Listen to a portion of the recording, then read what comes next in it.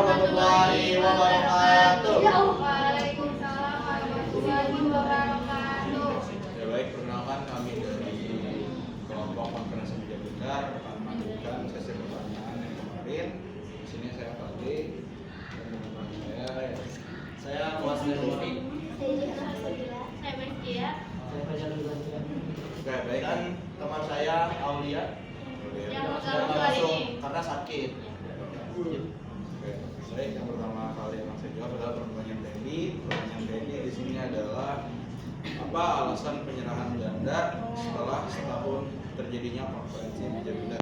Jadi jawabannya itu berdasarkan artikel yang sudah saya baca, penyerahan Irian Barat tertunda karena Belanda masih ingin menguasai wilayah tersebut.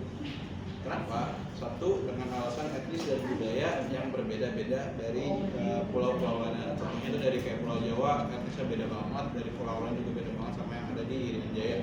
Terus meski KMB 1949 mengakui kemerdekaan Indonesia, Indonesia tetap menganggap Irian Barat sebagai bagian dari wilayahnya sehingga terjadi perselisihan dengan pihak Belanda. Barulah setelah terjadinya KMB, Indonesia baru dapat keringanan tekanan dan operasi militer juga diringankan, serta dari perjanjian New York 1962 Irian Barat baru diserahkan kepada Indonesia gitu jadi juga. Sini saya ingin menjawab pertanyaannya kelompok pertempuran Surabaya. Pertanyaan itu, apakah ada tantangan atau hambatan yang dihadapi Indonesia dalam upaya menyelesaikan status Irian Barat dalam setahun setelah pengakuan kedaulatan? Ya, tentu aja pastinya ada. Meskipun Indonesia telah diakui kedaulatannya pada tahun 1949, Irian Barat masih berada di bawah kekuasaan Belanda. Hal ini menyebabkan konflik dan ketegangan antara Indonesia dan Belanda yang berujung pada operasi militer Indonesia untuk merebut Irian Barat pada tahun 1992. Lalu saya akan menjawab pertanyaan dari Al-Qaeda. Pertanyaannya itu adalah apakah ada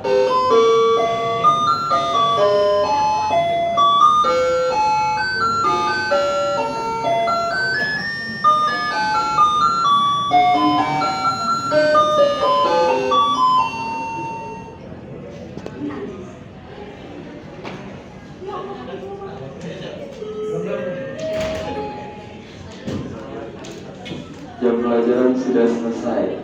Harap untuk anak-anak segera membersihkan kelas ruangan masing-masing dan segera pulang ke rumah. Terima kasih. Jadi pertanyaannya itu adalah apakah ada rapat-rapat sebelumnya yang berhubungan dengan konferensi meja bundar? Jadi jawabannya itu ya ada. Contohnya itu ada dari perjanjian Linggarjati tahun 1946. Nah, perjanjian ini adalah langkah awal proses diplomasi Indonesia Belanda setelah proklamasi kemerdekaan. Nah, terus ada perjanjian Renville tahun 1948. Perjanjian Renville ini bertujuan untuk meredakan konflik antara Indonesia dan Belanda. Tapi hasil dari perjanjian Renville ini tidak menguntungkan bagi Indonesia, gitu kan. Lalu ada lagi perjanjian Port-Royal yaitu tahun 1949.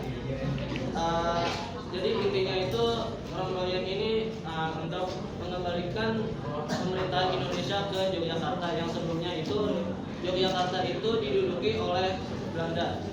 Lalu yang terakhir itu konferensi meja bundar. Nah, konferensi meja bundar ini kayak ibaratnya kayak titik puncak dari proses penyelesaian. Nah, KMB ini menyetujui penyerahan kedaulatan penuh kepada Republik Indonesia Serikat yang merupakan federasi yang terdiri dari Republik Indonesia dan beberapa negara lain.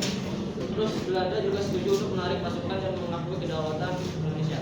Kalau sudah jelas, sudah. Oke, selanjutnya saya menjawab pertanyaan dari Nafis. Pertanyaannya itu adalah apakah keputusan konferensi meja bundar mempengaruhi hubungan bilateral antara Indonesia dan Belanda di tahun-tahun ke depan? Jadi jawabannya itu adalah konferensi meja bundar pada tahun 1949 memang menjadi titik penting dalam pengakuan kedaulatan Indonesia oleh Belanda dan membuka jalan bagi hubungan diplomatik yang lebih formal antara kedua negara. Namun dari isu-isu yang tidak terselesaikan itu seperti status Irian Barat dan keberadaan Uni Indonesia Belanda itu serta lembaga nasionalitasnya itu aset dari Belanda di Indonesia dan menyebabkan ketegangan yang berkelanjutan.